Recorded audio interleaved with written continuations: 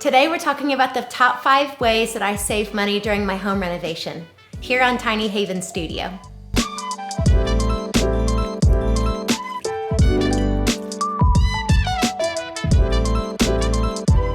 I feel like number 5 is pretty obvious, but doing as much of the work myself or with the help of friends saved me so much money and honestly helped speed the timeline along, specifically with the demo and with the framing section of the projects. I was fortunate enough that the project was easy during demo stage. I was taking most of the home down to the studs except for about 50% of the ceiling.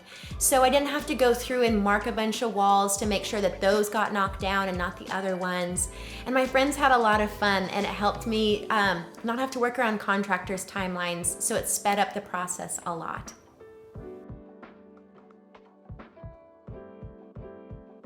Number 4 was designing the function of my kitchen very early on and figuring out that I knew I didn't want upper cabinets in the sink wall. And then when I decided that I really wanted to do open shelves on the opposite wall, on the fridge wall, that helped me so much planning out what the function of the lower cabinets would be, plan around the appliances, and I opted to go with the Ikea cabinetry because one, I just like the look of it. It's great quality. It has held up in its cleanliness and its look and its durability. And also it just matched my budget so much better. And I saved money putting it together myself with the help of friends and installing it myself. Number 3 is a trick that I love that I learned from my friend Courtney, is getting coupons for Home Depot or Lowe's from eBay. They'll post like 10% off of purchases of $200 and you get, I think I purchased 3 coupons for a total of $6 or $7. So I was saving $60 basically and was only spending $6 or $7. I used them on bigger purchases like when I got my toilets, when I got some other fixtures around the home, when I purchased all my tile that I was getting for my backsplash. It was a huge deal. Number 2 might seem like common sense as well, but get specific about the function and style of your home. I cannot stress this enough. People get so overwhelmed when they're shopping for appliances and larger purchases that they just tap out of energy or it's not a great experience. I knew exactly what size, function, design, all of that for most of my larger purchases.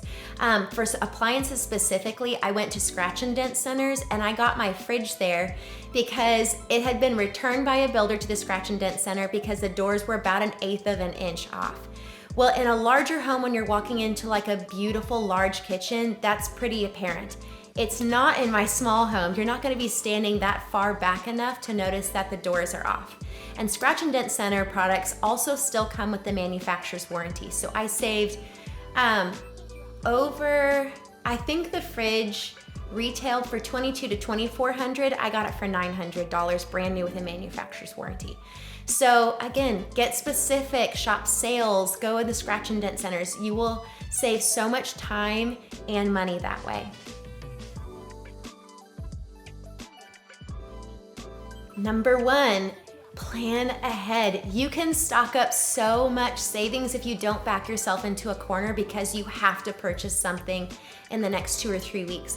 And I understand some projects do not have that luxury. I'm not saying that you can do this for every project, but because my project was so long and drawn out, I was able to schedule out bigger holiday sales from larger stores, tile shops, Home Depot, Lowe's, the appliance stores even. I got my range on a Black Friday sale and it just helps so much. Again though, I was specific about what I was looking for. I looked ahead, I knew I didn't need it for X amount of weeks and there was a holiday sale amidst that. So if you have that flexibility, it can save you hundreds if not several $1,000s. If you don't have that flexibility, there's no problem. Just do what you can do. Shop coupon codes on the internet if you're placing an online order. Always Google whatever site you're on and a coupon code, and chances are you can find something for 10 to 15% off on any given day outside of a holiday. This is a bonus one. But it was my largest growth point through the renovation process for both of my homes that I've done, is just asking for help. Plan ahead. Don't just gruel through the whole project by yourself doing late nights or lunch hours or early mornings before work. I had to do that a lot on this project, but I grew a lot in asking for help from my friends, which was a really big deal to me. And not only did they help me save money, but man, we had so much more fun, created a lot more memories. We have great stories coming from the renovation now whenever we're sitting in my living room. So I just appreciate that so much, and I appreciate the people in my life who were willing to pitch in and lend me a hand when I was exhausted by the project.